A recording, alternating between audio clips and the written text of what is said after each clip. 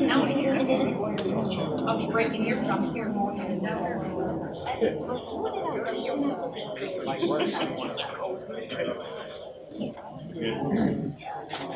Good evening, everyone, and welcome to Candidates Night, sponsored by Pitcairn Women's Club.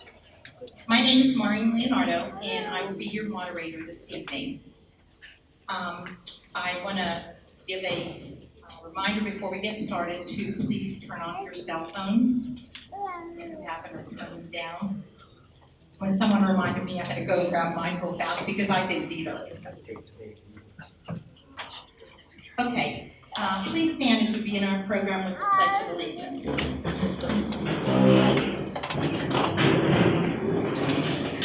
I pledge allegiance to the flag of the United States of America and to the republic for which it stands, one nation, under God, indivisible, with liberty and justice for all.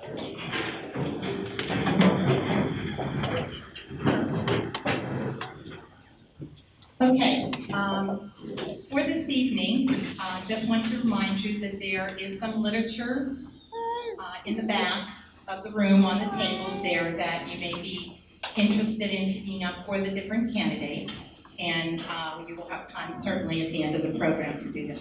I guess I have to put this a little closer, huh? Okay. I'd like to go over a little bit the forum guidelines so that you understand what they are. The candidates here are all familiar with them.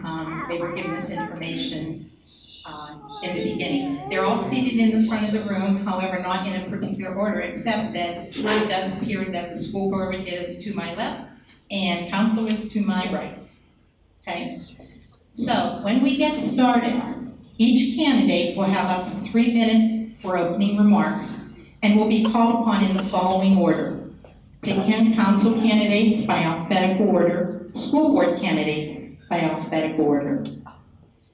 We do encourage questions from the audience and written questions from the audience, and you can get index cards and pencil and pen from two of the board members, Patty and Ramona, that are standing over on the side, or you can actually ask a question directly from the audience.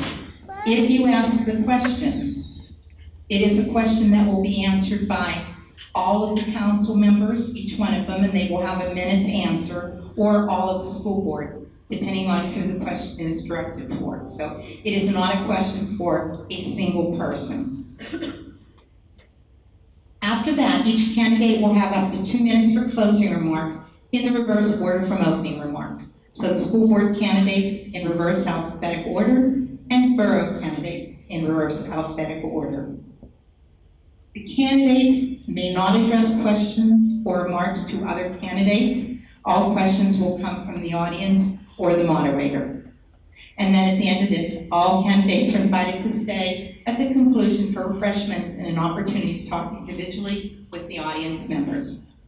So I would like to introduce, just briefly, the Pitcairn Council members: Clarence Edwards, Deborah Freeman. They can't see. I think I made the signs big enough that you should be able to see, but just in case you can. Deb Marto, Lisa Petrosky, and Jim Rollo. People who were unable to be here today are Jack Bova, Jock McCreary, and Beverly Scher. And to my left in the school board, Jeanette Beagle wasn't able to be here, and we have Mary Beth Cerrucci, Susan Delaney, George Lepsevich, John Ritter, and Valerie Warning. Scott Gallagher also wasn't able to be here today.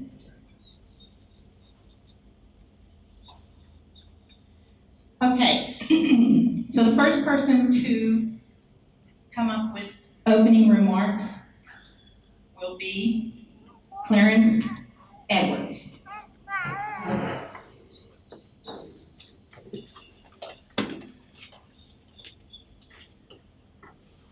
Thank you. Thanks. Okay. Very good. First off, I feel a privilege of everyone that showed up, especially the Women's Club, Pitcairn Women's Club that is sponsoring this. It is a privilege and honor to talk and to meet everyone that has questions to answer, to be asked to answer. I grew up in this town. I moved away for 10 years and then I moved back, and I'm here for good, and I'm willing to be the voice of the community. All you gotta do is ask, and I am here for anyone that has questions. Thank you.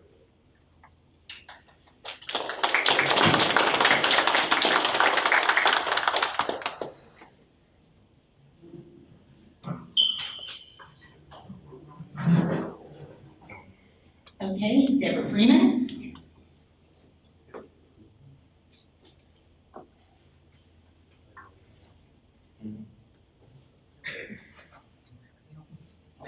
Good evening. The first thing I want to do is just to say thank you to all of you that came out tonight. I know it hasn't been the best day, but we need every one of you to make a little difference in our little town. I want to tell you that my name is Deborah Freeman, and I would love to be part of the council. I grew up in this town and raised my son Paul Chambers here. And many of you know me as Mrs. Chambers, and that's okay. I don't mind, but I need to make sure you know what my name is the day you vote. Okay? Living here about 3 years ago, it didn't take us long to realize we were home again. And I plan on staying here. Yes, the town has changed. We hear it all the time. But honestly, our whole world has changed. Let's just take a look at the positive things that this little town still has to offer. We have organizations that have been here for years, offering scholarships, doing community work, and protecting our homes. Our police force is second to none. The technology, the cameras, etc. This town has taken every step possible to ensure our safety. We still have Broadway businesses. Not many towns do. Some of our businesses are even celebrating 50 years. Most important, we have to realize we have a great group of people here that really rallied together when asked. About 6 months ago, I wanted to do a blanket drive for our homeless veterans, and the goal was to collect 100 blankets. Within 2 months, this town contributed over 400 blankets. Some of you I knew, some of you I didn't, but it didn't matter. It was a town working together. I had calls from teenager boys wanting to help deliver it. The chief volunteered his time to ensure safety during delivery. It's a town that will always stand behind you. I was asked to join the Park and Rec Committee in the fall, just in time to be part of the old-fashioned Christmas. I watched our town come together, and it was great seeing families getting together and enjoying the holiday. My goal is to see more of these events. I want our town to come together as one. I'm asking for your vote, and you have my commitment to do everything possible to make our town better, update our parks, and take care of vacant lots. I want to thank the Women's Club for hosting this event, and once again, I need your vote, and I hope to see you all on Election Day. Thank you.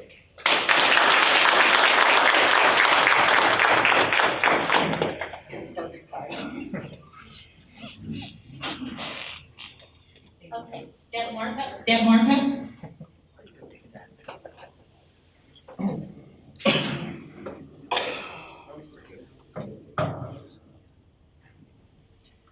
Good evening, residents of Pitcairn. I would like to thank the Women's Club for their sponsorship of this evening's event. I'm also thanking you, the residents, for attending. Highlighting my employment background, I worked as an IT marketing business called Management Science and Associates for near 17 years. Starting at an entry level, taking classes and climbing to the senior data specialist position.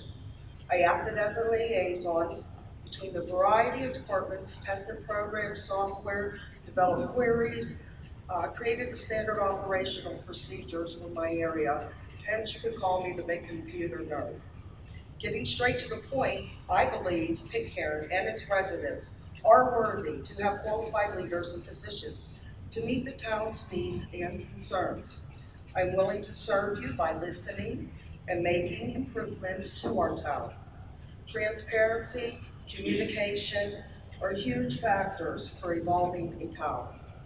Even though many of you mostly see me on Facebook streaming the live council meetings, sharing police posts, traffic alerts, let me enlighten you with things that you may or may not know of me. Currently, for near 7 years, I've served within my church as a deaconess and on the missions committee. These committees have not only aided across the world, but there is also outreaches for the Pitcairn residents. One such example is the deacons have voted in the past to monetarily support both Camp B and Camp G.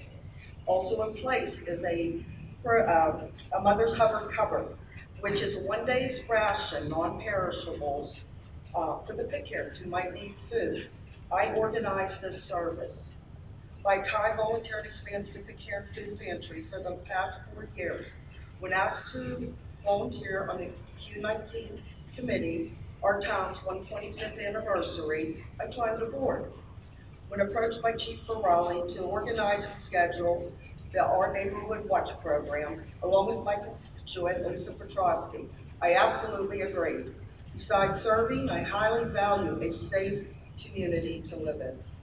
While recognizing all committees, my main interest is our police department, the Parks and Rec, and our borough crew. Each of you may have already formed an idea of what you deem as important. Each of you may already know who you're going to vote for. My hopes, by communicating to you this evening, of the services that I have already vested in our town and will continue, conveys that my heart is here and I'm looking forward to serving you. Thank you.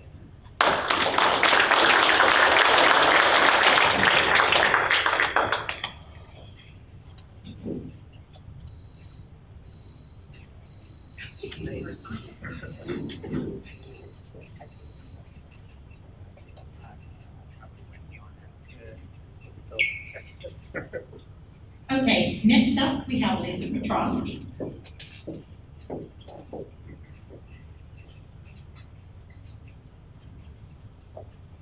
Thank you all for coming tonight, and I'd like to thank the Pitcairn Women's Club for inviting me to speak and for your dedicated service to our community.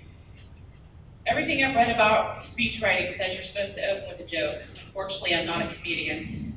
But joking aside, running for council is not something that I take lightly. I'm ready, able, and determined to put the time and work into making this town a community again. Last election was just a stepping stone to help prepare me for the future. I had a lot of growing to do, and I spent the last 2 years doing just that.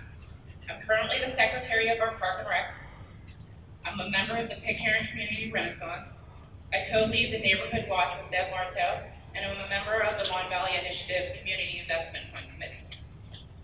But my personal growth really began when I started looking at similar communities surrounding us and their challenges to see what positive changes they were making and the resources they were using to do so. The first thing they had in common was focusing on and uplifting their youth through mentoring, volunteering, encouragement, and open communication. A small step that can make a huge difference. Secondly, gentrification. Finding ways to bring new businesses into their communities, which would increase tax revenue as well as create possible job opportunities. And thirdly, they reduce blight through repurposing and redevelopment. These things don't happen overnight. With some guidance and strong local government, we can make a place for future generations to be proud of. Pitcairn will be 125 years old this June, and I truly hope that it sees 125 more. I would love to see my children stay and start their own families, as well as future generations. If given the opportunity, I would love to be a part of that change. I would love to have your support in the primary on May 21st. Thank you.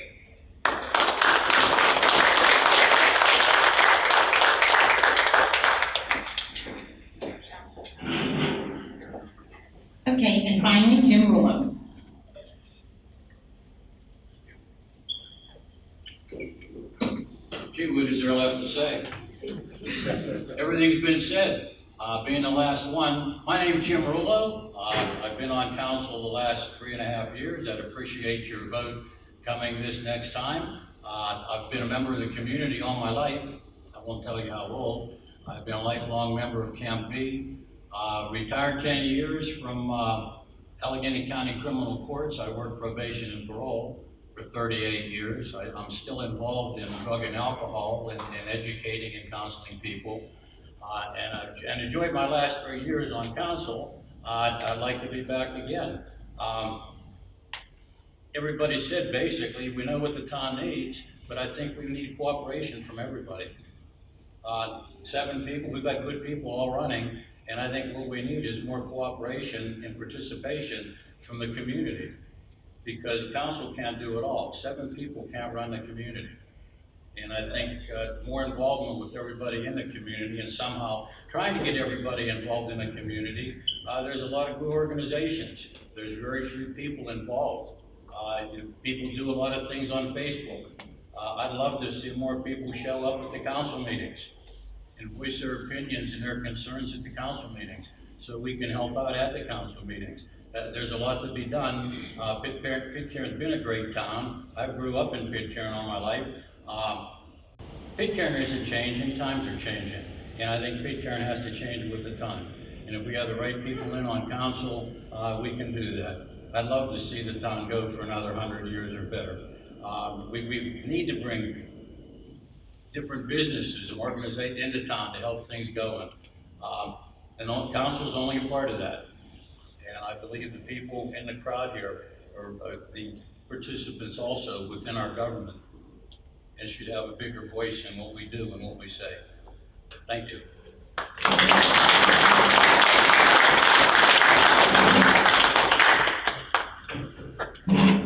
Thank you, council. Thank you, council members.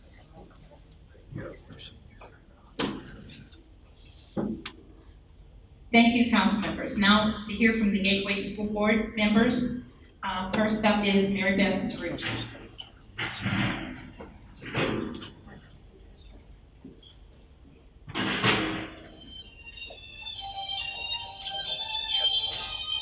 Thank you. As she said, my name is Mary Beth Cerrucci. I'm the current president of the Gateway School Board. And I too would like to thank the Women's Club for organizing this event and for inviting me to participate, and to all of you for coming out on this rainy night to ask us questions. For those of you who don't know me, I'm just going to tell you a little bit about myself. I was born and raised in Monroeville. I graduated from Gateway High School in 1988.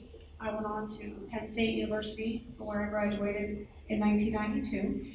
I have 2 sons in the district, Nathan and Brandon. They're in 8th grade and 11th grade. And Nate was a proud Mohawk football player for 2 years. I also have a foster son in Gateway District who is in 8th grade as well. And I currently work for the Pennsylvania State House of Representatives for the office of State Rep Bob Brooks in Murraysville. And I can't work in Monroeville for that state rep because that's a conflict of interest. For those of you who want to know why I don't work here.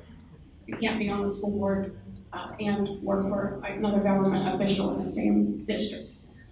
So anyway, prior to that, I worked in sales and customer service for large Fortune 500 companies for about 10 years. And then I left that when I had my children to work small business with my husband of 21 years before he passed away in 2013. It has been an exciting time to serve on the school board these last 3.5 years. We hit the ground running when I was first elected in 2015, and these 3 people to my left can attest. Our first meeting after being sworn in, we began discussions of replacing the superintendent over a series of events that had occurred. Morale in Gateway was down tremendously with the staff at the time. Not only did we replace our superintendent, but we also hired 2 new assistant superintendents who also have the roles of curriculum directors. Those were very good decisions because these men have excelled at their jobs. They are steering Gateway in a positive direction. They have put in new technology and curriculum programs, new teachers.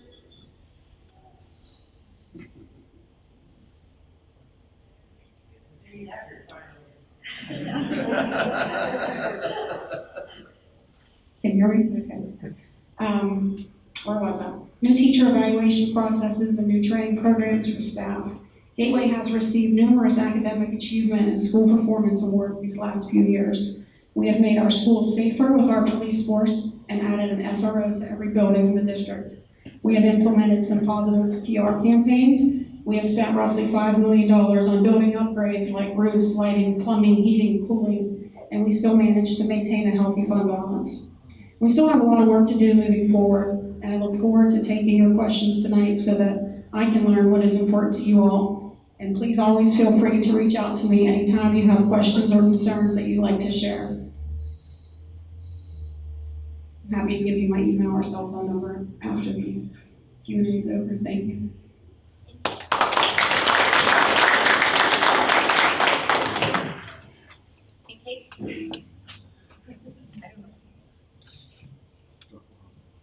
In case you're wondering what the beeping was, it's their timer up here. So they'll go over their time limit, so. Okay, next for the school board is Susan Delaney.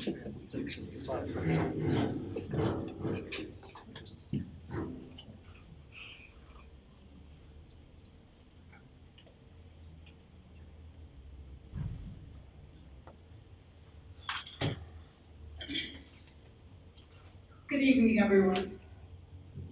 Can you hear me? Yes. My name is Susan Delaney, as she said, and I want to first thank the Pitcairn Women's Club for having all of us here tonight. Let me start out by just telling a little story. Well, not really a story. In January 1972, I walked for the first time into a classroom as a student teacher. And though I did retire,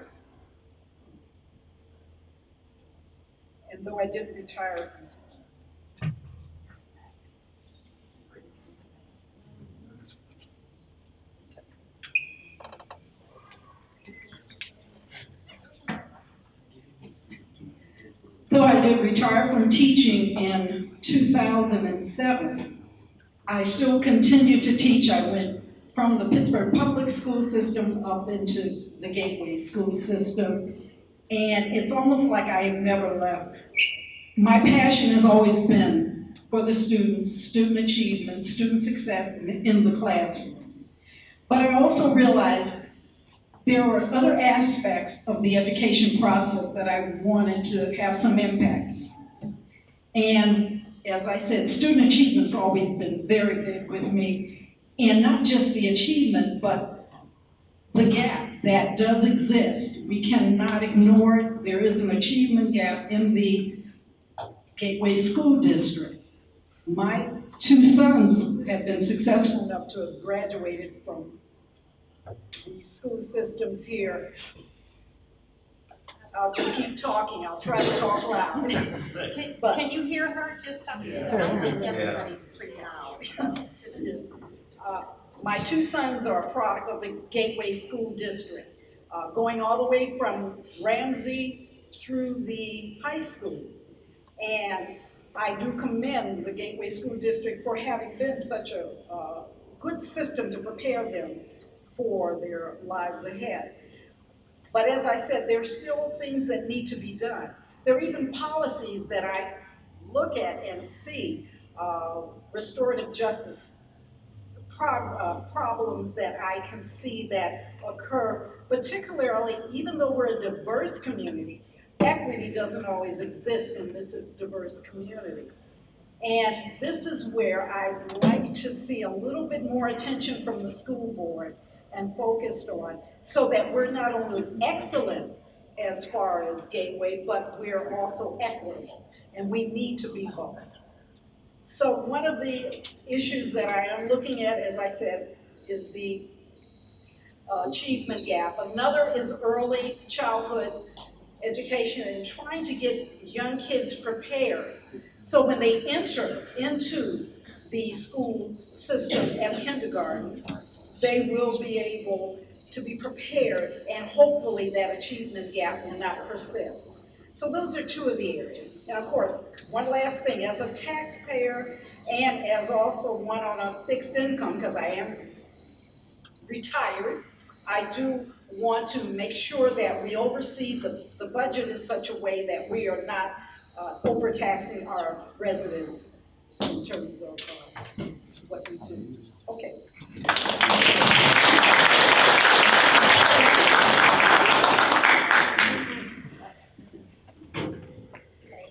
And next we have George Lapsevich. Oh, George. I was gonna say, we don't think that's George.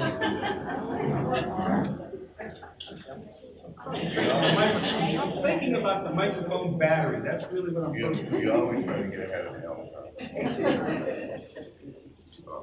Good evening. It's an honor to be here with the Women's Club and also an honor to be with the citizens of Pitcairn. I ran 4 years ago. I was a nobody, nobody knew me. I had to run against a gentleman who was well known, a good gentleman. And the only way my wife figured that out, we have to door knock. So we door knocked over 4,000 homes. We hit every home in Pitcairn and Monroeville. A lot of my colleagues said they didn't need Pitcairn. Well, they were wrong in my eyes. I love Pitcairn as much as I love Monroeville. My wife was born and raised in Pitcairn. My mother-in-law, 98 years of age, still living in Pitcairn. I had a business in Pitcairn. My 2 boys played baseball, football in Camp B. They loved it. If somebody don't think Pitcairn counts, I feel sorry for them on election day. Thank you.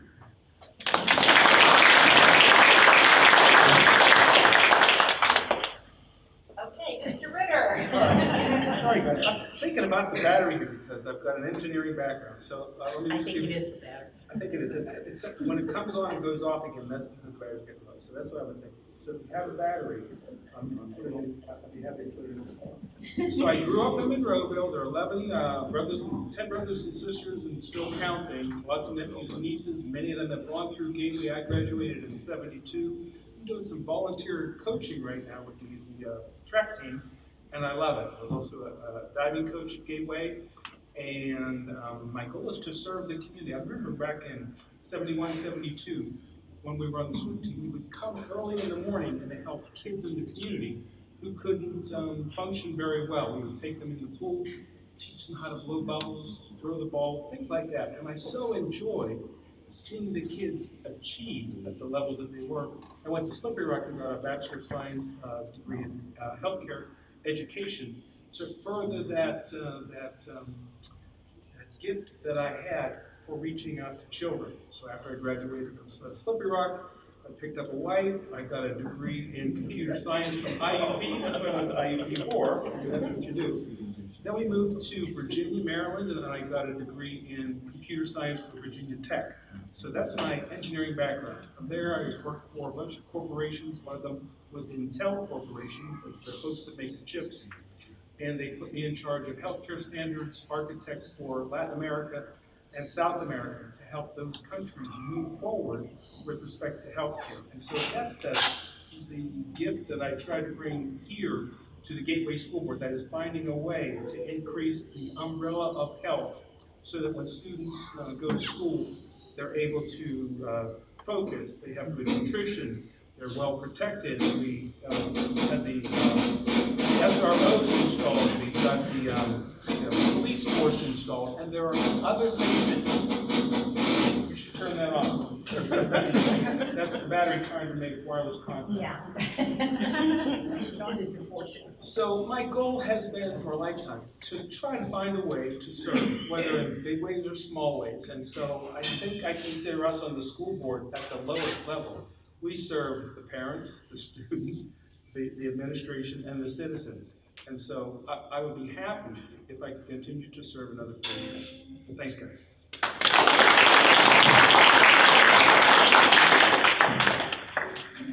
Okay, and last but not least, Valerie Warning. Okay, I have a joke to start out with. My maiden name is Van Hellinger. I was always at the end of the alphabet. Then, when I got married, met my wonderful husband, his last name was Warning, so I was further back in the alphabet. So here I am, always used to be at the end. But But I want to thank you for inviting us. Yes, I'll be back. You did that to me. But anyhow, I want to thank the Women's Club for inviting us tonight. I want to thank Pitcairn for your support at the school. Being on the school board for this past 3.5 years has opened my eyes to an awful lot of things. My reason for running was for the kids. It's very involved. I have 3 boys that graduated from Gateway, very involved in the Boost organizations. And you know, you leave after your kids graduate. I didn't want to. I ended up working for Gateway for over 20 years in special ed department, which is what is really near and dear to my heart, is the special ed students. They have taught me so much, and I want to continue to do as much as I can for the special ed students along with our regular students. Being involved in the schools, you make a lot of friends, teachers, administrators, and finding out they come to you and talk to you, tell you things that they want to see, what can be done, you know. And the rapport that we have built up with our administrators, you feel very comfortable going to talk to them to see what we can do to make everything work. But I've had the support. We recently had a game up at Sunrise, on liaison at the Sunrise School, and we just had a game with Gateway basketball team and the Sunrise students. That had to be one of the most enjoyable things, the biggest happenings that I've seen on my term here at Gateway. The kids were so overwhelmed, our basketball players, and we lost 75-55 to Sunrise, and it's on our webpage. But the kids cried. I mean, our Gateway players were so emotional that they took to the kids. They just were unbelievable, and it was such a good feeling. And I just want to do whatever I can to continue to help with the school system, whatever we need. I'm open to any suggestions and everything, and I just would appreciate your vote on May 21st. Thank you.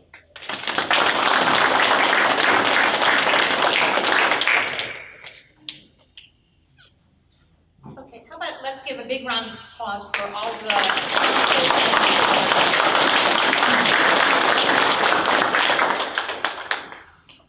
Okay, now we're able to take questions from the audience. Do we have anything written?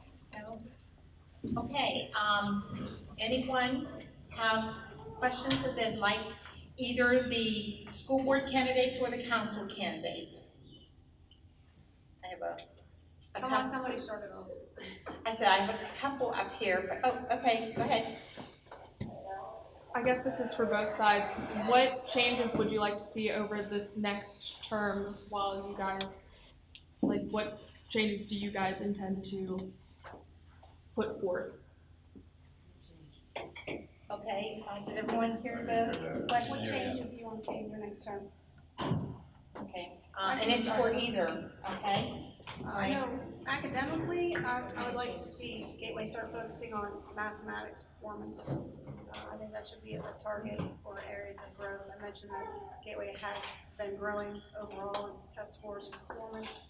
Math is an area that still needs some work, so I would like to see that a focus.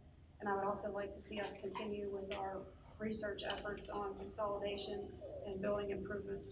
And we have a lot of aging facilities. We've done a lot of work so far. 1 minute's not a lot of time to talk, so I'd like to see that continue.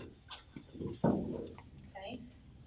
Everyone has the opportunity to answer. So I guess we'll go down the school board, then council will also have the Okay, opportunity. I can go next. Yes. I think as I had mentioned, one of my areas of concern is definitely student achievement, but closing that gap. Gateway may have even now a 22% achievement gap, particularly between Black and white students, and that gap should not exist. So whether it is re-examining what we need to do, what we need to do as far as with teachers, administration and all, to get everyone on board in terms of projects, in terms of sensitivity workshops, anything that we can in that respect, but then also programs, even if it's carried through the summer, getting the kids more involved academically so that they have an opportunity to help close that gap through various programs that we can get funded and work with. But I think that is an issue because, as I said, Gateway can't be excellent unless the whole school is inclusive and excellent. And I don't think it's there yet. As I said, 22% is still too wide. One of the most concerns I have, my heart is, we have one of the greatest police forces in the district for our children and our employees, but we are trying to work with now Carnegie Mellon, a pilot program with their technology, with cameras and facial recognition. I think our school is going to be one of the safest in Pennsylvania. Thank you. I'm going to piggyback off of George. Talking about the technology, we are looking at bringing in one-to-one iPads for the students we have right now at the 5-6 building. We're going to carry that over to the 7-8. For the students that don't have the computers at home are going to have the equipment that they need to do research and everything on their own. They will have their own machines. We watch very closely what our administrators and what our school district spends and keeping the taxes down for our residents. Continue that.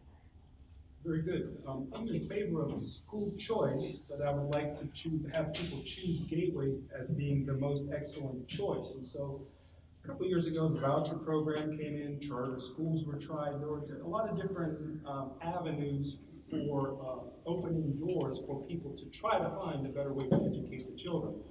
The problem with that is it scatters the money and it dilutes the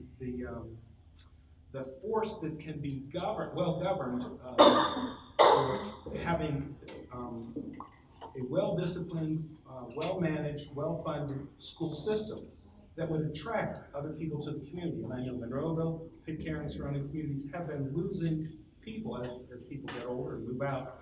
We need to find a way to attract them back. The school district, a great school district, is one way to do that. So I would like to try to find a way to increase the attendance at schools in any way that we can. Thank you. Okay, now, for the council members to the same question. Same question? Yes. Well, in my 3.5 years on council, I was part of the economic development.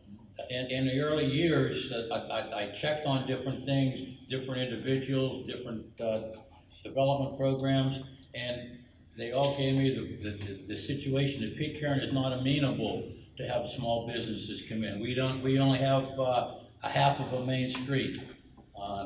We have no parking for businesses. What I would like to see if I'm voted in the next term, is to do something to try and correct that we can bring people in, to make the town amenable for some small businesses, to bring in, for example, Irwin. I don't know if anybody's been to Irwin lately. It's a quaint little nice community.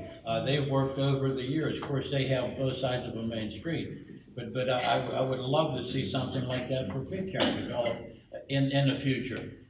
Have little shops, have things that'll draw people into Pitcairn. Thank you.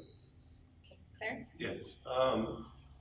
As Mr. Orlo said earlier, we'd like to see more people come to council meetings, voice their opinions so we can address everything.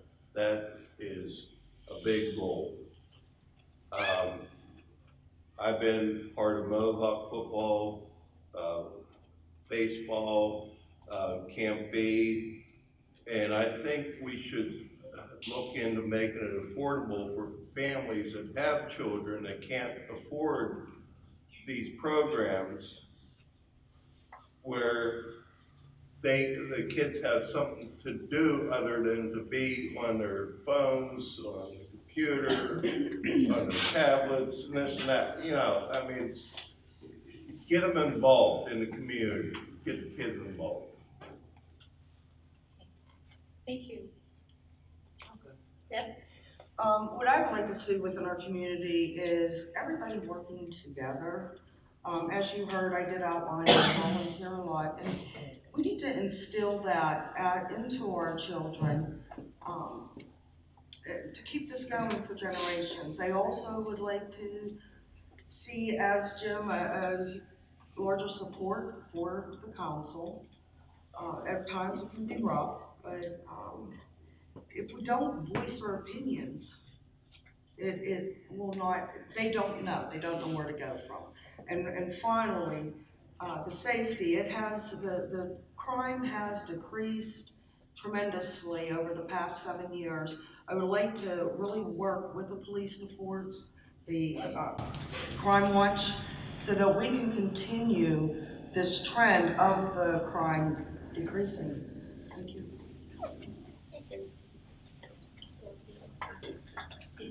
I think that it's pretty much a general consensus that we all want to work together to have a town that works together. It takes every one of us. It's not 7 people sitting on a council to make a change. If we just take 5 minutes and say something positive versus posting something negative on social media, it can make the town so much better. And get your family involved when we are doing functions. We want to see you here. We want to make town better. We want to be proud of Pitcairn as we were many years ago. And I believe that anything is possible if we all work together.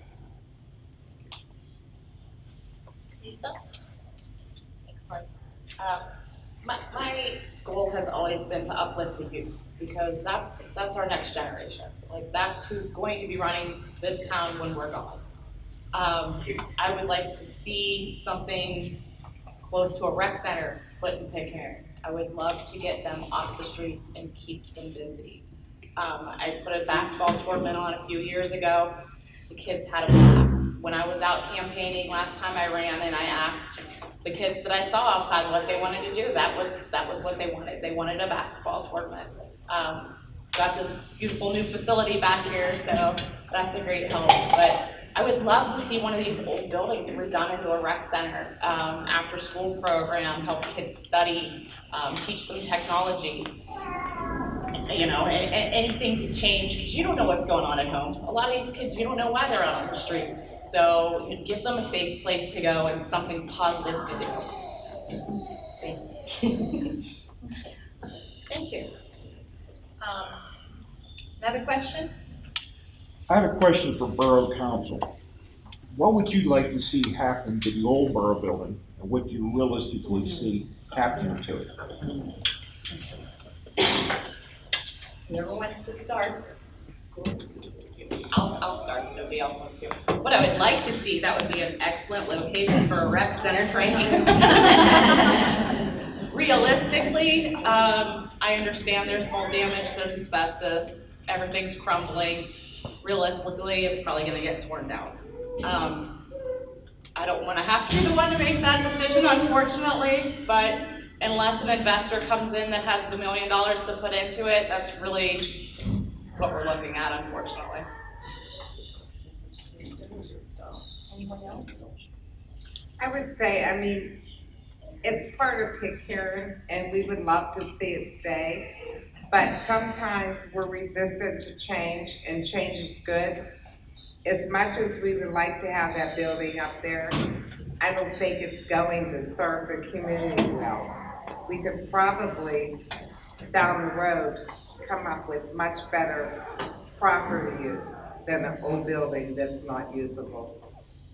I think one of the problems that it's been changed over the years, and the renovations that they added onto it took it away from the historical viewpoint, and it's not a historical building at this point. There's no way to save it at that point. Whether it's feasible or not, they have enough money in the future, or an investor that wants to put into it. I'd love to see that, but then again, we've got the issue of parking.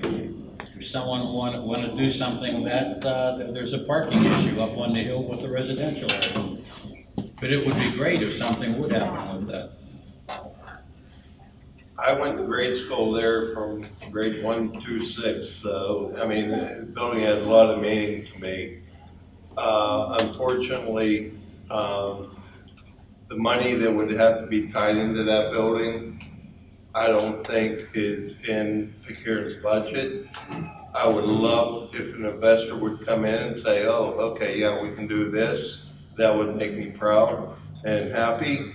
That's something that we'd have to look at in the future. What would you like to see happen to you? Suppose they tore it down. What would you like to see placed in there? Apartments, houses? Well, maybe the church across the street they have limited parking across the street. Maybe they could buy that property and they'd have property for the church. Why lose tax revenue? Build apartments. Then you have to build a new building. When it comes to apartments, there are zoning issues that have to be taken care of. Right, parking. That's a residential area up there. A lot of the apartments that are already there are non-conforming uses that have been there for years that shouldn't be in a residential area. And it would be somewhat, I don't want to say detrimental, but I don't think that they have to go through zoning changes and everything else to put apartments up there. Yeah. Since you were on the zoning board, is that possible? That's up to council to do that. That's spot zoning. And spot zoning, if you start doing that within a community, it opens your community up to put anything, anywhere within a community. And I think that's one thing we don't want in a community, is something popping up in different areas, and you can't stop it because you set precedent by letting it happen in one area. Anyone else have comments from the rest of the council? Yet to do that, could just sell it. If Colonel White had a good price, he could use it as a parking lot for his business. That's It's what I not church suggested. anymore, yeah. Well, you know, that's not only one of the old buildings that we have problems within the community. If you look around, we've got quite a few empty churches. They're just sitting there deteriorating. And a lot of them, it's gonna cost millions of dollars just to tear them down. And the bad thing about it, then you know, once they get it done, if somebody invests $1 million, what are they gonna do? They're gonna have to put something up there. And it's a shame because some of these buildings we have, they're beautiful. The big stone buildings and different things, and it's a shame that we can't find anything anybody that would wanna come in there and do something. We've got a lot of areas in town for community centers. But again, it's the money involved to get it started, the upkeep. You know, there's heating, there's electricity, there's all those different things. And there's all the different codes that you have to follow. Would wind up probably being, at this point, for the community, a lot of money. Anyone else want to offer any comments? No? Okay. Any other questions? I just have a comment for Mrs. Delaney. Really don't, Not yet? well, not to a particular person. Oh, Can it be okay. to the board? I have to go with the whole board. Yes. You don't need to talk it off. I mean, most of it could be to the board. Just keep your mouth shut. For the whole board, the gap was brought up. How do you get the parents to participate? The kids are getting the same education. I don't care if you're white, black, Asian, Chinese. You're sitting in that classroom, you're getting the same education as everybody. Once they get off the school bus and walk into that house, where's it all go? You can't follow them in there. So how do you get, or how do you intend, if you do, to get the parents involved? Well, I can start answering, since that was pretty much directed to the issues that I brought up. Communication. Communication is a key, and unfortunately, we don't have enough, as you're saying, enough even parent participation. Maybe reasons for that. I'm not going to make excuses. Maybe some are working 2 jobs and things are happening. But they also have to know that they have accessibility to be able to talk to and to come into the school and to meet with people. Some of them are just very hesitant about it and very distrusting. There has to be a better bond and trust between the parents and even the school. I don't think it's always there, because I know what I've heard from parents, that they don't feel as welcome. And that being the case, it has obviously affected maybe some of the performance that their kids have had. But you just have to continue as far as the communication, make it more open, having more, even if it's a program, different things that are going to get the parents as much involved as you possibly can. Because it's not going to be easy, but it can be done. And it's going to take a concerted effort on the administration's part, staff, students, parents, all of them working together. It's going to take Okay, 1 minute. I would like to say that, first of all, everybody needs to understand that the gap exists, not just at Gateway, but it's something that has existed for a long, long time throughout the country, and it's not an easy fix, or somebody would have fixed it by now. But I would say that Gateway, like many other issues we encounter, has been another leader in this issue. We were the only school that I know that created the GAP committee, and we really had honest, open discussions, and we listened to lots of different input on this issue. I think that, like as I mentioned, there's not an easy answer. There's a lot of things to do to raise the gap, and I think Gateway has proven that. I don't know if you saw it, but we were in the newspaper recently for having the highest achievement of all African American students in the entire Pittsburgh area.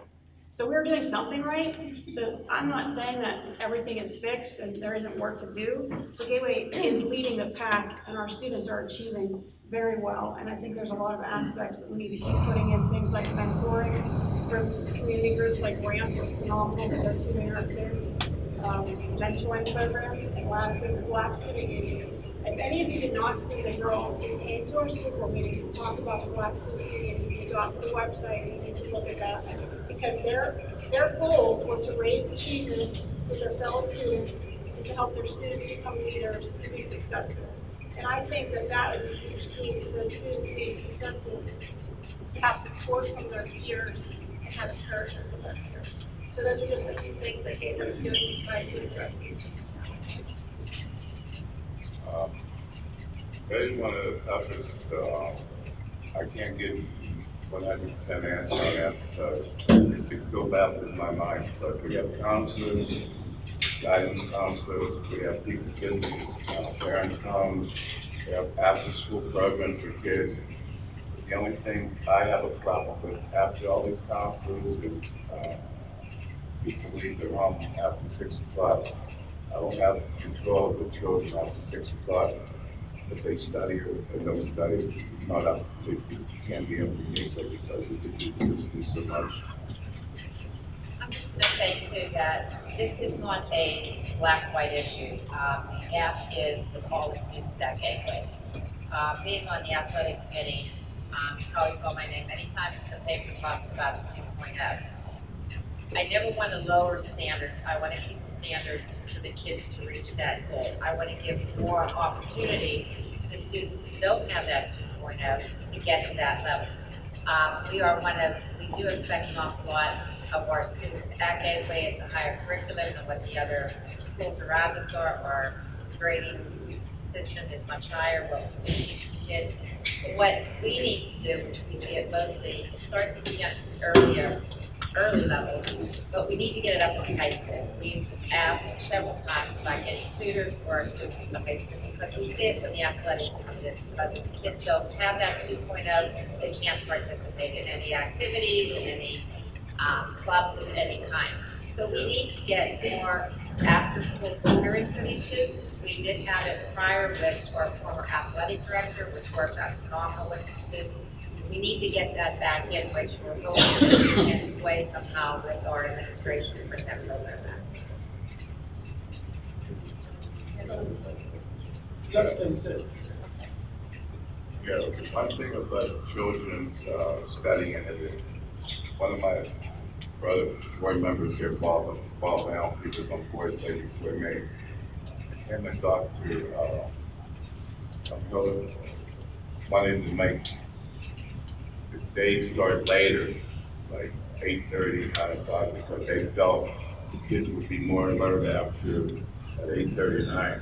And people were shutting them down, and but now it's coming true because I've seen around across the country, there's a lot of schools doing that, and it's improving the grades. And I thank you for your opinion.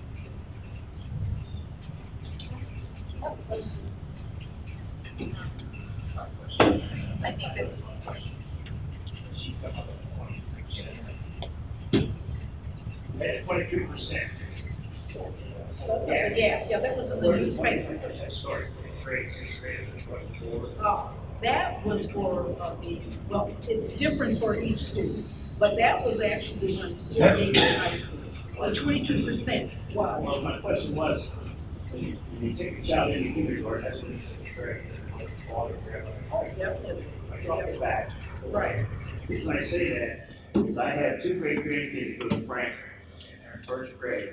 And their mother and father are so involved. They had like donut day, breakfast day, dress up day, and they dragged their parents in with them. And I don't know if that would work. They do it in the gateway or not, but something that. And as I said, there needs to be even a greater collaboration between the pre-K and going into kindergarten. But not all parents, I think, can get their kids in Head Start. If it's out there first couple of years, you might as well forget. That's what you've done, right? Yeah, that's why I said, I told you one of my other issues and concerns was early childhood education and development. Going from there to get that start as much as you can. Mr. Ritter said something about, 4 things to put citizen last. He should switch that to citizen on top. You should put the citizen on top. They're not priority ranked. I mean, you can't have children without parents. Without parents and children, you can't, there's no need for a school. Without a school, citizens have nowhere to send us. So it's a non-prioritized list, that's all. See, me, I'm a stinker with the dollar bill. The dollar bill may not pay for you. It stretches in a wrist. Now, if anybody up here can make you turn into rubber, you're gonna be a genius. That's really the big deal here, about the education. I'm just gonna say something real quick. You're gonna see a lot of parent involvement in the early grades. But when the kids get into 5, 6 building, you see the drop off because kids don't want their parents around. They don't have the activities where the parents are included until they get into the sports end of it, where you have the boost organizations. But I think everybody can agree, the kids don't want their mom and dad up there in high school. But we do as much as we can with the musicals, with the different clubs that we do ask for parent involvement. But you do see it at the elementary level. What's your first name? Bill. Bill? Bill McNaughton. You Bill want to print in the paper, that's okay. So, when I was, just a kid in high school, I went over to my best friend's house. His dad was a senior cost analyst for U.S. Steel, and he pulled out a dollar bill and he said, "John, what is this?" I said, it's a dollar bill. He said, "But what is it?" "It's just a piece of paper." He said, "Let me tell you what this is. This is a unit of trust."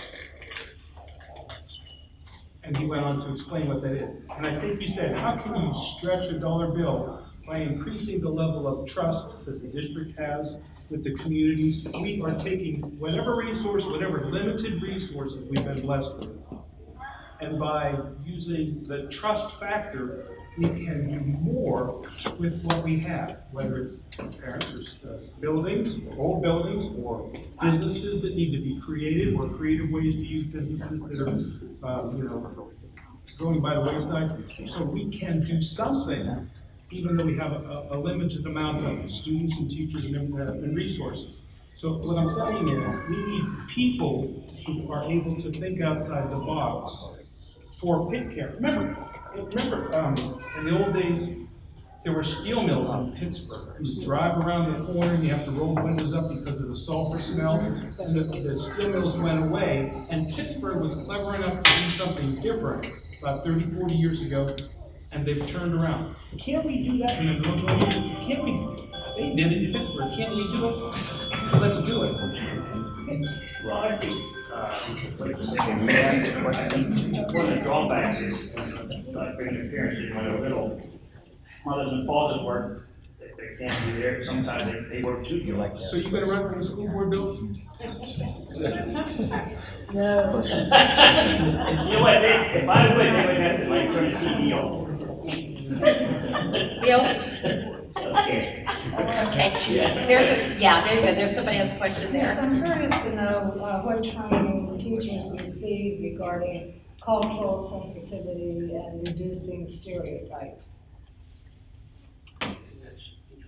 We have a lot of professional developments. We have speakers that come in as far as, one of the big things we have right now is bullying. They do an awful lot of Obeas, which is the program that we use as far as, making sure the kids identify of what it is to treat the kids nice, not to be mean to them. The teachers go through extensive training on that. They go through extensive training on with the equity that we have right now in place. We have the speakers come in. And you have seen a change. You have seen the teachers, they come out of it, they're coming up with more ideas to put in their classrooms, and you do see the change. You see the change a lot in the early age because they're really putting an impact of putting that in place here. Has there been any consideration of teaching on the sanctuary model that was researched by Dr. Sandra Bloom and was implemented at the Pace School and other places where children have exceptional situations? So instead of looking at the child as what is wrong with the child, the new philosophy is to look at the child and say what has happened to this child. Any consideration of that philosophy? I'm not familiar with that philosophy, but one thing you have to remember about school board is that we set direction for the district. We are not experts on education. We are not experts on the African American gap. What we do is we hire people like an equity director, an equity consultant, and we have people in place like Dr. Dennis Jakey, who is overseeing our equity program. We have done a lot with equity at Gateway. We up here don't choose the curriculum. We don't have PhDs in these degrees. Our job is to oversee the district and set direction. And then we pay people a lot of money to make those specific distinctions. I don't think you would want me to make a decision about who's gonna come in and do equity training when my background is in general arts and science from Penn State. It's not in education, it's not in equity, it's not in African American studies. But what we have done is we have an equity team put together by the district. They have committees that meet regularly to discuss equity issues. They have members from every single school represented in that committee, and they have regular meetings. They have in-service days where they have targeted trainings toward teaching the teachers about how to teach to every student, how to reach every student culturally, religiously, racially, how to teach to every student. So there is in-service training on that. There is equity teams that are put together, and I think Gateway is moving in that direction. If you want to get really into the specifics about what the programs are using, I would contact Dennis Jakey. He's our assistant superintendent, and he is in charge of that equity team. Does that help? Yes, sir. Just as a follow-up comment, so are you saying that you feel that what you're doing is adequate? I think that there's always room to grow. As long as there's kids that are underperforming, we're going to keep trying. But I can tell you that Gateway gives an excellent education, and that every student that comes to Gateway has an opportunity to have a great education. And we're going to do everything that we can within our power to make that happen. But as everybody said, we can't do it alone. It takes a village. It takes parents, it takes community, Trust. it takes self-motivation, it takes a lot of things. George, you want to comment? Yeah, we hired superintendent 3 years ago, Dr. Short. Ever since he's come on, I've seen the gap closing a little bit at a time, because when students come into our district now, instead of just putting them in grade 4 where he should be, our superintendent takes like their pulse, finding if they're in grade 5 or should be in 5 or 6 or should be in grade 1. No matter what it takes, he gives them extra teachers, extra time with his students so they can get caught up to the grade they should be in. And that's why I think we're closing the gap at Gateway with our superintendents. The other thing we have at Gateway that wasn't mentioned is that we have a lot of transient students, more than we did 20 years ago. We have students that come and go. So when you're looking at that gap, sometimes you're looking at students who may have been in the district for 1 year, who come in, like he said, 2 years behind. Sometimes you're looking at kids who have been in the district for 4 or 5 years. You cannot expect anybody, unless they're a miracle worker, to take a kid who comes into the district a couple of years behind, underachieving, and in 1 year catch him up to his peers. You need to take 4 or 5 years and put that kid in Gateway. Because I can tell you that we have phenomenal teachers at Gateway. I always speak highly of our teachers. We have great curriculum, we have great teachers. But when you have kids coming and going, and those kids are in those stats that you're testing and looking at, you know, that kind of makes it a little difficult and a little challenging to totally eliminate a gap. But you should make an appointment with Dr. Short, because he shared this information with Ms. Howard LeMay, and he took a core sampling of kids that have been within Gateway School District from kindergarten through, I think it was 5th grade. And he pulled out the transient students from that data, and there was no gap in English. There was still a gap in mathematics, which I said, Gateway still has some work to do in mathematics. But there was a 0 gap in the kids that we had for the full 5 years between the white and the black students for that time in English language arts. That's huge. Any other, Yeah. anyone else want to ask? As they were saying, yes, we have made progress. We have narrowed to some degree the gap. But there still is, we had what was supposed to be an equity director who was working part-time because he has another full-time job. To me, it's not acceptable. It's not adequate, it's not acceptable. If you're going to have somebody do the job of what an equity director does, and I know Mr. Ritter said he had trouble with that term, but the problem is there are certain guidelines, certain things that is expected of an equity director, and they can't be met by somebody on a part-time basis. And also, even teachers, yes, they're having training, they're probably becoming a little bit more sensitive, but there still are some cultural differences that have not been met. And because of those, I think that many of the students, because realize I'm in the school, so I feel the pulse. I know what the teachers are saying, I know what the students are saying to me, and many of them don't feel that they are being listened to and that they feel invisible. Many black students. And I'm talking to them, so I know that there is a serious concern that we have to address. Any other comments? Now, I have, okay, Scott, and then I have a question from the audience too. Yeah, mine is obviously, you knew this was coming, public safety. It's pretty much addressed to the candidates on Pitcairn and the school board. I keep hearing bridging the gap, bridging the gap, bridging the gap, and I got something to say about that because Pitcairn was bridging the gap, but was removed from that gap, so we're no longer bridging the gap to the school board. But I want to know, is the direction, there may be longevity, or may it be temporary, what is your main goal for public safety, meaning law enforcement for your police department, meaning down the road, what's your intent? Maybe to build the communication with the law enforcement community.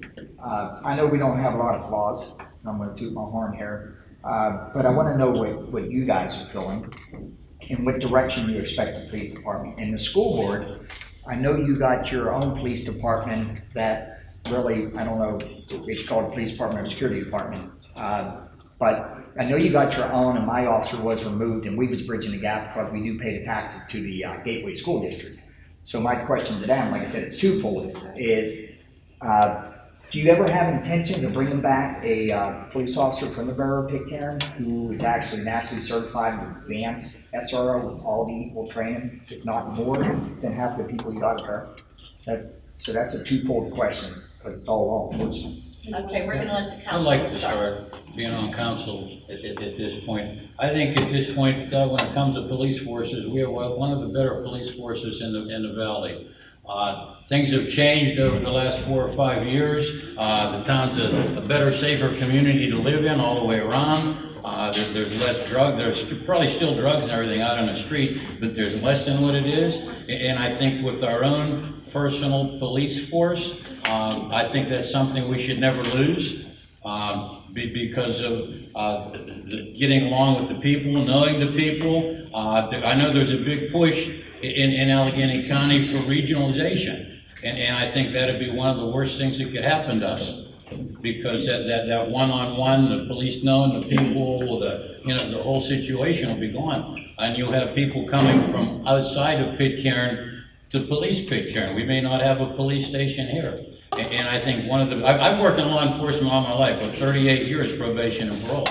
And I've seen where the police are at, and they're available and they're around, there's less problem. Not to say there aren't problems, because you can't be everywhere. But it's been years. You talk Wilmerding, you talk Wall, just across the river over here. They've had people, they've outsourced their police.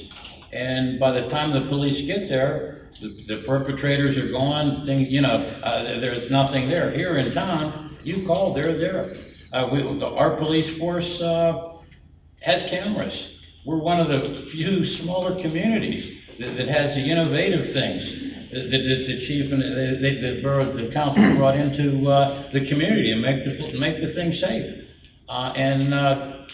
If there's anything, there's very few things that aren't solved within a reasonable period of time. And I think that's one thing we should keep. Would you like to? Thank you, Maureen. Yes, Jim touched on a lot of points that I also was going to make up the debating and the technology that the chief has brought into the town. However, I also think that a lot of the residents are not aware of what things are done behind the scenes and what things need to go on in order for the police and the police department to be successful in running and making us feel safe. But I do agree, we should not be regional. I am definitely against that. I'd like to add one more thing. When it comes to the financial end of it, Wilmerding has had the county down there for a few years. They quoted them a specific price for that time period. If you check with Wilmerding now, that price that they offered is almost tripled. And that would put us out of business. I don't think we'd be able to afford anything like that. When you go from 300,000 to 800,000 to cover your police. And I think with what we have here, money-wise and that, and not raising taxes, we've got a pretty good police force. First off, I would bet everyone in this room, when the police are out patrolling, have seen one of the officers, maybe two of the officers, playing basketball, playing football, just playing with the kids, communicating with the children. Now, if we went regional, that would not happen at all. Our police force is so wonderful in what they do. I think, yes, we should have more cameras. I think we've got, what's got 15? 25 now. 25 now? Street okay, cameras. Yeah. And I think that should be implemented, that we get more cameras. And I just commend Scott and his force and what he does for the police. I'm gonna Lisa say some, hang on. Lisa or Debbie, do you have any comments? Yes, I had previously mentioned about our police force. Having some property in a town that does not have a local police force as Wilmerding, trust me, you don't ever want to have to deal with that. We have to support and stick behind our police force and whatever we need to do to make sure they stay here. Also, help them out. If you see something that's wrong, report it to them. Don't waste your time telling 10 people. Go right to the source. Scott will take care of it. I mean, it's been an amazing turnaround in the last 6 years. Let's just keep moving forward. I've always been a supporter of the police department. I would absolutely, I don't know, we would probably move, honestly, if, if we didn't have our own. I'm not kidding. The fact that our chief lives in our town is phenomenal. we've got some great guys. I saw Officer Morris playing with the kids at the bus stop the other day. I mean, you don't see that everywhere. It's great. Exactly. Yeah, I don't think, seriously, if it became regional, I don't think I'd be here. Thank you. Okay, for the second half, do you remember the question or this, or what brought me to ask? I have to say, it was a bittersweet day when we lost Officer Morris from Gateway. He had such a rapport with the kids from Pitcairn. They knew him, they were able to talk to him, but it came to his finances. And we cut our SRO also from Monroeville. We're hoping possibly to bring them back. There's a lot of things that need to be worked out, but I think he was such a big asset to the school, and I really feel we need to get him back. I mean, jurisdiction, he couldn't do arrests or anything, but there was something with Monroe where they could work out, because what it's all about is the kids. The kids, if they feel comfortable, which I know they did with Officer Mike, told him things that he reported prior to things happening. And this is what we need to build back, the relationship with our students in all the grades, because we have Gateway Police in every school. But the relationship just isn't there as it was when we had Officer Kandrak from Monroeville and Officer Mike here from Pitcairn. So that's what we really need to get for the kids to feel secure, and hopefully there's a way that we can do that, because like I said, kids is number one. That's what we have to look out for. Anyone else? Yeah, I think you kind of asked a little bit of question about how the force was set up, so I was just gonna give a little bit of background on that. About 5 years ago, we had security guards at Gateway who were unarmed.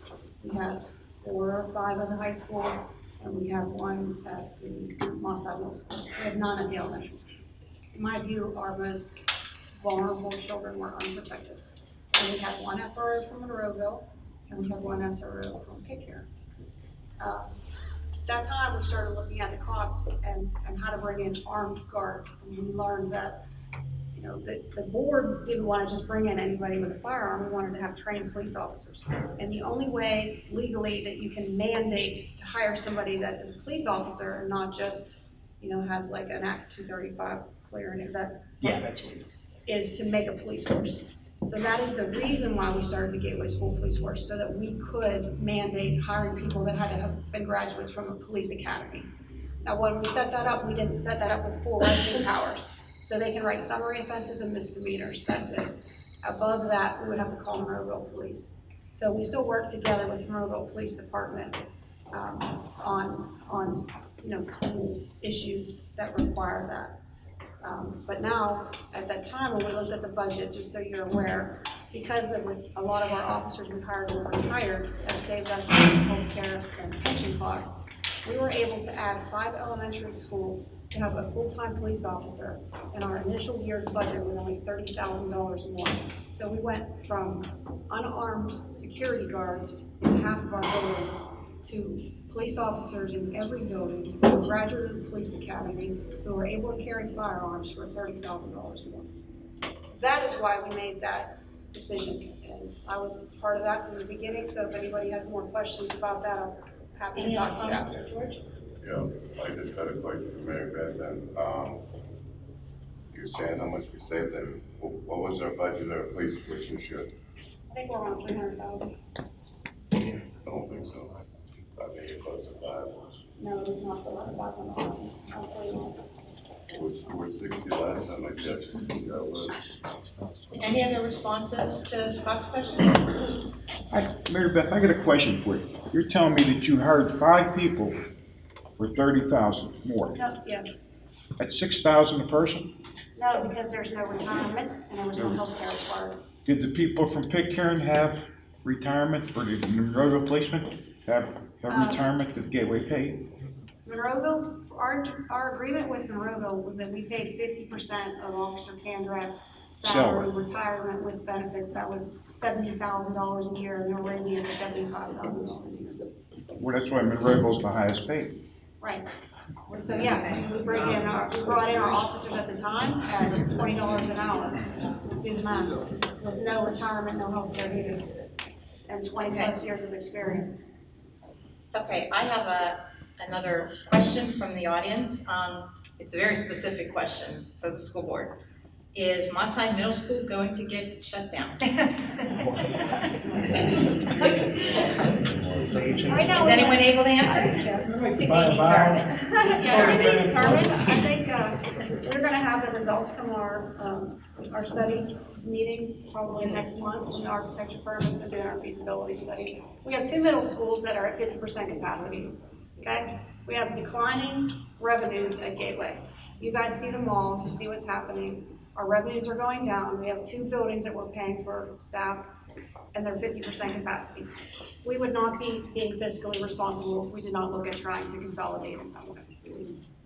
So to do that, you need to really take a look at the costs of doing that, what the buildings are required. We have numbers on what's required to get them into code. We have some estimates coming in on what it costs to renovate both of them. When all that is finalized, we'll have a public meeting and we'll present that to the public. Anyone else have a comment?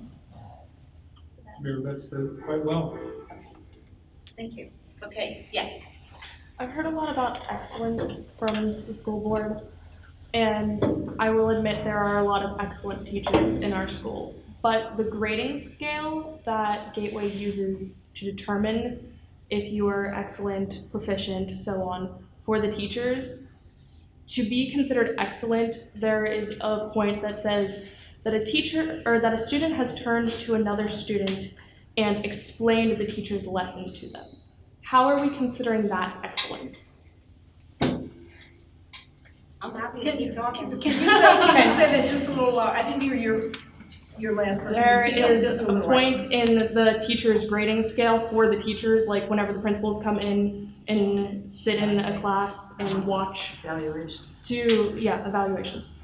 To be evaluated as excellence, one of the points is that a student has turned to another student during the lesson and explained something that the teacher is saying. How is that considered excellence on the teacher's behalf if another student has to explain the lesson to someone? I would look at that. I mean, I'm just gonna say what I think that is. I'm not positive if I'm gonna jump in, but I think when you can demonstrate your own knowledge by teaching someone else, you have shown that you have mastered it yourself. So if a teacher teaches you a lesson and then you turn around and you teach it to Susan, then that teacher knows that you have mastered what she has taught you, therefore you are now excellent in that because you are able to transfer that to another student. But is that what you're teaching. Is that what you're saying? Yes, that's a point in the thing, but is that for the teacher or for the student? For the teacher, it is considered that they're an excellent teacher in the scale. Because they're looking at that as peer teaching, when you have a peer. But the teacher can't explain to all of the students, and a student has to turn around in the lesson. Don't look at it like she can't, look at it as you're her prize. If she's taught you that well that you can now teach someone else, that's shown that she has taught the lesson that someone else in her class can now go on and teach that to someone else. Not that you're doing the job for her, but that's my understanding. We have some teachers, I think, in the room. Does anybody want to clarify for her?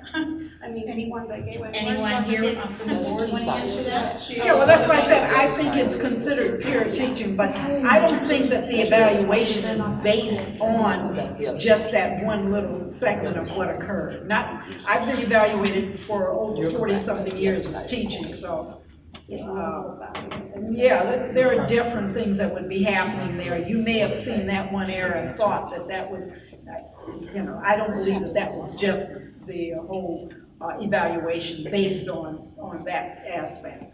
But again, the administrator may have looked at that as a plus because they said, okay, that's peer teaching. And there are a lot of facets within the teaching system that they use. Your teachers are evaluating on a lot of points, believe me. Yeah. Rona? I have a question about the lunch area. About how the children are in the lunch area with lunches, I guess. A lot of fighting, a lot of disrespect. How are you making that better and safer for those two ladies who do that job? I'm going to say at University Park, my home school where my kids went, we have one lunch aid. It has to be work with the principal. They're the ones that control the kids. University Park has no problems, I have to say that. You're gonna have the kids that, you know, they're kids, they're gonna pick on each other, whatever, but it never escalates. So it starts at the top. They're the ones that have to control it. If there's a problem, that has to seek out the principal where it stops. One lunch. Well, I'm saying what I've seen, I've been over at Evergreen, it's the same thing, it's, Mr. Mateo has it, you know, under, you know, his hand. I've been at Ramsey, they just got a new principal, I'm not sure how that's going, but in the past, Cleveland Stewart, the upper elementaries, the upper schools, you have maybe one lunch lady that they're at the playground with the kids just to oversee. But, you know, if there is a problem, it needs to be addressed right away, which would have to go to administration up to the principal level. But, you know, at the elementary levels, I personally have not seen anything during the lunch times. And at the high school, where there should be trouble, I can honestly say we didn't have no more than 2 incidents the whole year at the high school. Y'all talking about 50, that's a lot of kids, that's a whole lot, you know, activity. You have a lot of teachers that are in the lunchroom at that time, which they're trying to de-escalate problems that come up. But we do see it. That's where the kids are coming together for the first time from all the elementary schools, so you do have the differences. So if you do see anything, I think, you know, talk to Dr. Moore, that would be addressed so it doesn't go any farther. And I was gonna say, I was often at mall site too, and we are, as the teachers, we are in the lunchroom, we're all scheduled in there with them, so if something, we will de-escalate something that is occurring. Thank you. Any other questions? What do you think about No Child Left Behind? Did it work? I think many children have been left behind. That's about the simplest way I can put it, I really do. You know, we've gone through so much with that over the years, and the kids are still left behind, so I think we just have to now start looking and going over ways in which we are more inclusive so that we don't have children left behind. We have to start looking at programs, we have to start looking at, again, the administration, the superintendent, all of them play a role. Are we even hiring teachers that look like other kids? We're not hiring teachers, that's a problem. Okay, Enrollment's so, declining, we haven't hired a teacher in, you know, but the ones that are there, unfortunately, many students can't identify with them, and self-image is important. It means a lot. Students, when they can't feel positive as they identify with themselves, that's going to affect their learning. That's going to affect their success. It's been proven over the years. I have a hard time understanding it, gateway system, out of school system. You can graduate gateway with a 1.0, but you can't play athletics or be in a club unless you have a 2.0. That's something I've always had an issue with. We do socially promote kids, which I know we have, but it keeps it looks good for the school. There is a lot of students that have left behind, which, you know, I've addressed many times. So that's why I'm always looking to see what we can do for the kids. One more question. Is this a summer school? yes, extended school year. No, it's Yes. Not Not in the way that you're thinking. No, they don't have summer that. school. They have the elementary levels and extended school year, correct? Bill, summer school is not like when I was a kid, or when Kelly was a kid, you did bad in English, so you had to go to summer school. That's not what it is today. It's, when you have summer school, it's in parents having to seek out a tutor for another school that they have to pay. For kids that have a disability that qualify for extended school year. So it's not free, so a lot of students who may need that extra additional support, education. I'm not positive that, isn't the elementary summer literacy program is something that is charging? No, it's not, it's a lower level, it's not at the high school level. There are various options, some free, some not free. It's not, okay, I can take one more question, that's it. I just have a question for the school board. Are there any, I know years ago, there used to be an after-school computer lab, math lab, and then there were teachers who stayed after school to help out, and I don't know what they were called. And there were also activity buses to take those kids home who wanted to stay after for extra help. Do you guys have those in place now? And if not, do you have any intentions on bringing them back? Well, unfortunately, budget is a big part of that, and activity buses were cut a long time ago because of not enough money to have them. There weren't a lot of students who took advantage of writing lab, math lab. The numbers that showed up for what it was costing for a teacher to stay. It's not like the old days when my kids went. I'm sorry to say, teachers came in early and stayed late. It wasn't their contract on the hours that were put in. Times have changed. The numbers just weren't there for those labs to stay open. So if the children do want extra help or actually need extra help, what options do they have? Teachers will seek out with the teachers. And I think the teachers will stay. You do have teachers that will, I would just say April King is just phenomenal. Dr. Fisher sitting here, but I know she goes above and beyond with the students. You know, you have it in the other schools. I can pick that. There are teachers at the high school that will do that? Yes, my son is at the high school and he has stayed after school and gone in early for school for tutoring. Okay. And I think there needs to be more of that, as you're Would the saying. tutoring be from the teachers or peers or counselors or? Mary, The tutoring I'm speaking about was with teachers, With teachers, actual okay. teachers, yes. Okay. Does one of the honor society at the high school still tutor? They do not. And why not? I mean, that's not something that you're paying anybody to do. If you have a student in the honor society who obviously is well versed in whatever math, why can't they be helping that student who is struggling during their study hall? I mean, that's how it always used to be. Because then you eliminate the teacher who you think you have to pay or who is not willing to stay after school because of contract issues. And a lot of times, students and teachers aren't available, they don't have the study halls at the same time. But when you assign those honor society kids to help a student, that's peer on peer, you know, what is the harm in that? Why was it eliminated? What does it take away from the school day or from the teaching? You know what, this is why you're here. We're your voices. So what you need to see, what you have questions about, that's what we're here to do. That question, we never heard it, and I'm glad you brought that up because we'll check into it. Yeah, I don't know where they eliminated that. I mean, They eliminated your job. When I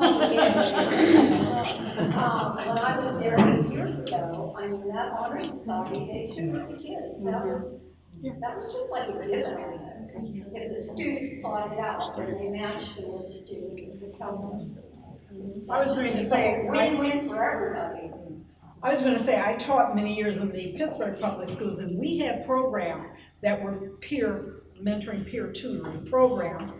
Kids would stay after, they had activity buses, and this is again similar to what you're saying. I haven't really seen it out here, but those are the kind of programs, yes, we need them. Done within the school day, so it's no expense, is what I'm trying to get across. There's no activity bus, there's no extra teacher, there's no extra time in the school. It's done more in the school day, or in study halls when everybody can Believe it or not, we have had a hard time getting tutors.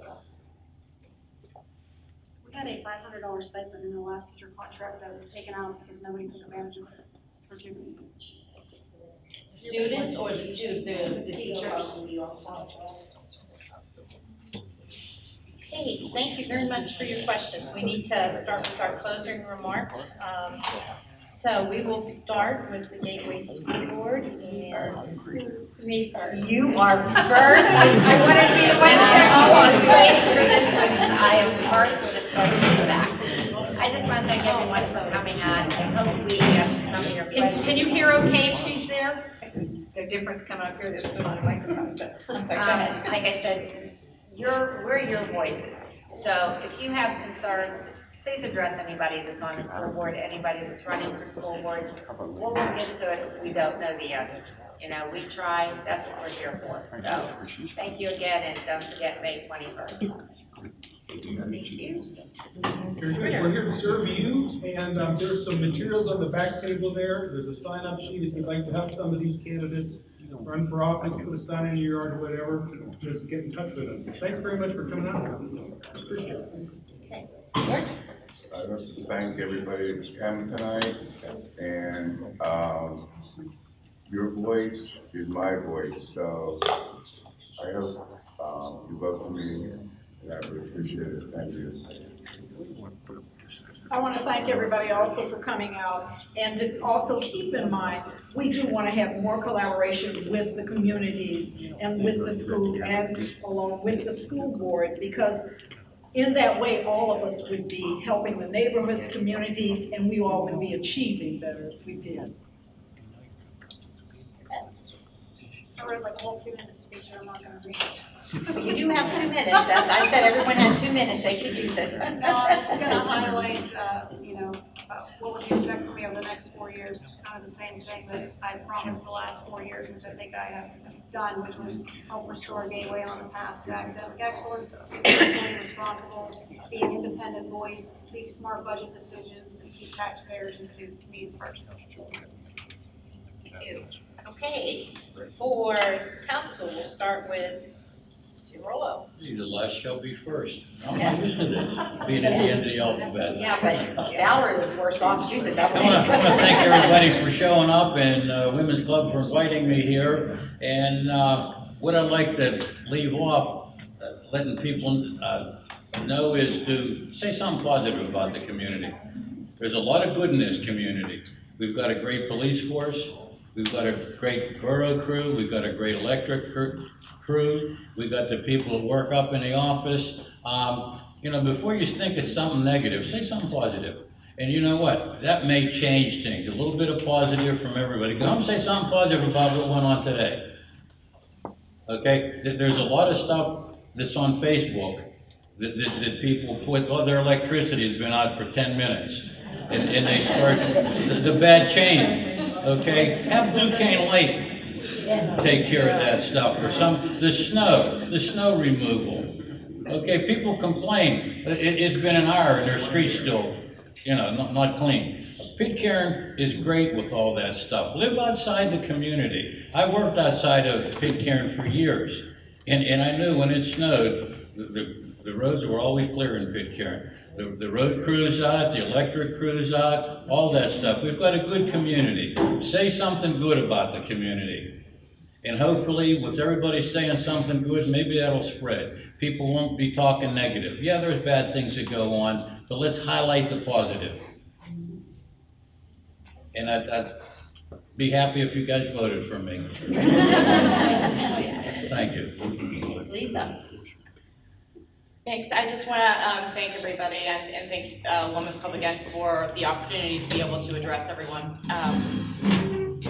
I think with some strong leadership and some teamwork in the community, we can bring this back to something great again. I mean, I don't think when Robert and Pitcairn decided that they were going to stick a little town here that he thought he was going to explode the way he did. And there's a strong foundation here. It was put in place years ago. We just have to continue to build on it. I'd love to talk to you guys afterwards if anybody has any questions. Thanks for coming out again, and I look forward to seeing you at the polls on May 21st. Thanks. Debbie? Well, being an M, I'm always in the middle. So we'll go from there. That's true, I called the wrong one. Your eyes were right on me, so we're good. I do want to add to Frank's one question about the parking lot when he was thinking afterwards. There's some pros and cons with that because that is a resident, as Jim said, the zoning, the residents, it's a quiet part of town. What would it introduce when people would park there? Would there be additional noise? I know that with technology, cameras could be installed there. However, really would have to research that because I think that it could lead to not so great, but good for Colonel. With all that being said, as you all are there sitting, me standing.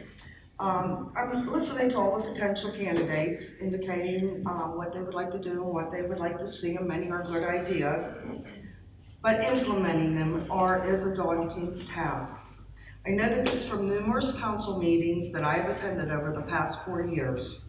By attending, you begin to realize that just as your own household runs into a lack of money for doing major improvements, so does our borough.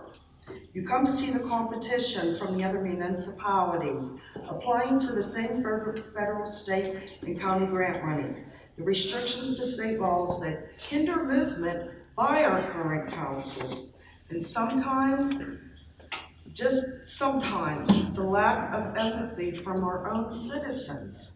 It makes it a very difficult job, and I am up for this.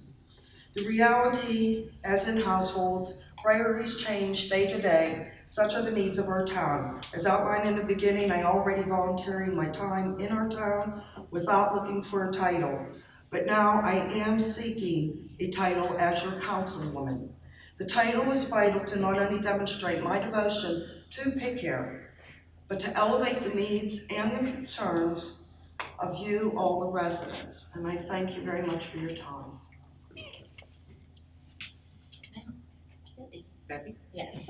And I'm gonna make this short and sweet because Maureen, your timer is different than my microwave. Okay, so I think we all can think about what was said tonight, and we're all here for the same reason, to make this town better. I saw it with my own eyes that anything is possible if we join as a community and work for each other. So I want to thank all of you again for coming tonight. Hopefully I'll see all of you at the election polls, and I look forward to working with all of you. Thank you. Last but not least. Thank you. I just once again want to thank the Pitcairn Women's Club. It's an honor and a privilege to be here, to meet some fine people and great people in the community. We would like positive input of what needs to be done from the citizens of Pitcairn. And we want to be their voice to try to justify what we can do for the community. And as Mr. Rolo says, yes, I would very much like the endorsement for your vote and try to help the community. Thank you. Okay, just a comment. Mary Beth was right on here. Just heard from the superintendent that the National Honor Society students do peer tutoring at Gateway. Okay, so that was the question that came up from Patty. So I think that's very positive. I can't imagine anything negative to that. And I just want to make this is a personal comment based on what Jim actually said. You know, go home tonight, say something good about the community, say something good about this event. You know, go on the Pitcairn Facebook site and no negatives, no whatever, and post something really good about the candidates and the event and stuff, and how good Pitcairn can be. So I think that's your job when you actually leave here. So I'd like everyone to give the candidates a big round of applause.